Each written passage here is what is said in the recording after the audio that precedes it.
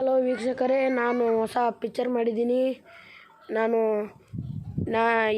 ಸೆಪ್ಟೆಂಬರ್ನಲ್ಲಿ 2/9/2025 ನನ್ನ ಪಿಕ್ಚರ್ ಅದರ ಹೆಸರು ಏನೆಂದರೆ, ನಾನು ಆ ಪಿಕ್ಚರ್ ಅಂತ ತಿಳ್ಕೊಳ್ಳಿ, ಅದೊಂದು ದೊಡ್ಡದಂತಹ ಕಾಮಿಡಿ.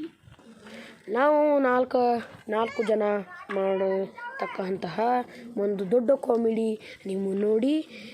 2-4 ಅಂದರೆ ಅದು ಅವಾಗ ಈಗ ಒಂದು ಪಿಕ್ಚರ್ ಹಾಕ್ತೀವಿ, ಅದನ್ನು ಕಣ್ಣಾರೆ ನೋಡಿ ಖುಷಿ ಪಡ್ಕೊಳ್ಳಿ. ಈಗ 2/4/2025 2/9/2025 ನಾವು ಇದೇ ಪಿಕ್ಚರ್ ಇನ್ನೊಮ್ಮೆ ನಿಮ್ಗೆ ಖುಷಿ ಆಗುತ್ತೆ. ಇದು ನೋಡಿದರೆ ಇದೇ ಪಿಕ್ಚರ್ ಮತ್ತೆ ಅವಾಗ ಹಾಕ್ತೀವಿ, ಅವಾಗ ನೋಡಿ ಖುಷಿ ಪಡಿ. ಬರ್ತೀನಿ.